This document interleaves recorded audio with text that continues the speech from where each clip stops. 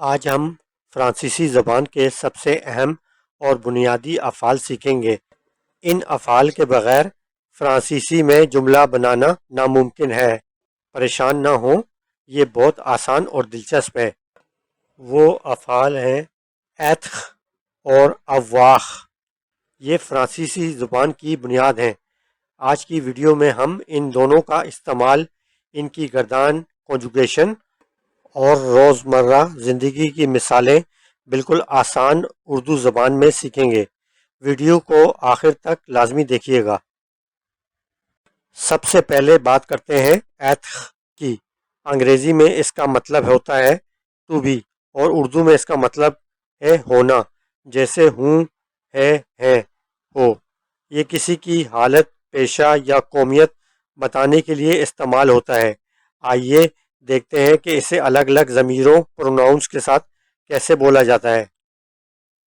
موجودہ زمانے کی گردان، present tense conjugation, pronoun plus French فعل۔ جو سوئی مطلب میں ہوں، تو اے تم ہو، ایل ایل اے وہ ہے مذکر مؤنث، نو سوم ہم ہیں، وہ زیت آپ ہیں، ایل ایل سو وہ ہے جمع۔ روزمرہ زندگی کی مثالیں۔ قومیت، جو سوئی پاکستانی، میں پاکستانی ہوں۔ پیشہ، ایل اے میڈساں وہ ڈاکٹر ہے۔ حالت یا کیفیت، نو سوم فاتیگے ہم تھکے ہوئے ہیں، تو اے اوغو تم خوش ہو۔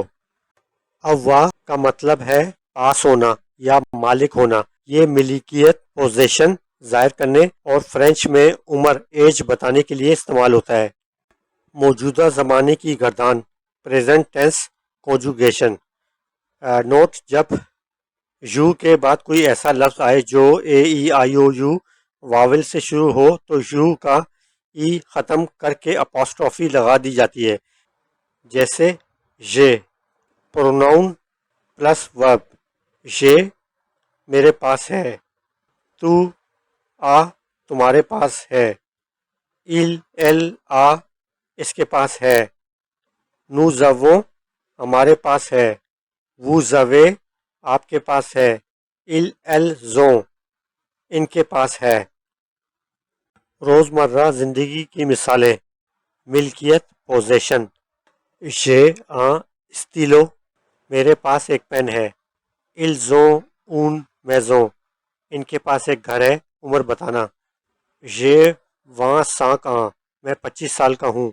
فرینچ میں عمر کے لیے ایتھ نہیں بلکہ اواخ استعمال ہوتا ہے۔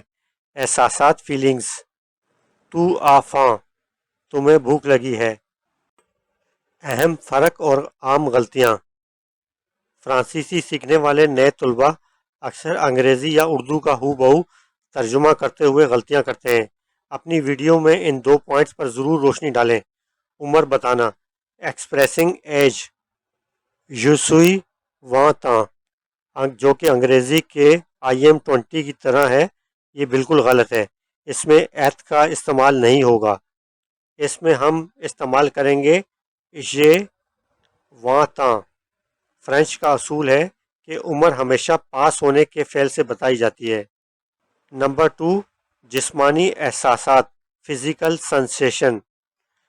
فرینچ میں بھوک، پیاس، سردی یا گرمی لگنے کے لیے اواخ لگتا ہے، ایتھ نہیں۔ یہ فاں مجھے بھوک لگی ہے، یہ سواف مجھے پیاس لگی ہے، یہ فوا مجھے سردی لگ رہی ہے۔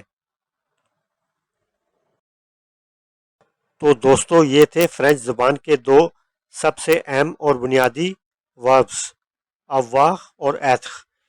ان کی باقاعدگی سے پریکٹس ضرور کریں کیونکہ فرینچ بولنے اور سیکھنے کے لیے یہ دونوں الفاظ ایک مضبوط بنیاد کی حیثیت رکھتے ہیں۔ اگر آپ کو یہ ویڈیو پسند آئی اور اس سے کچھ نیا سیکھنے کو ملا تو ویڈیو کو لائک اور چینل کو سبسکرائب کرنا مت بھولیں۔ نیچے کمنٹس میں مجھے ضرور بتائیں کہ اگلی ویڈیو میں آپ فرینچ کا کون سا ٹاپک سیکھنا چاہتے ہیں۔ ملتے ہیں اگلی ویڈیو میں، تب تک کے لیے اوغواخ اور آبیانتو۔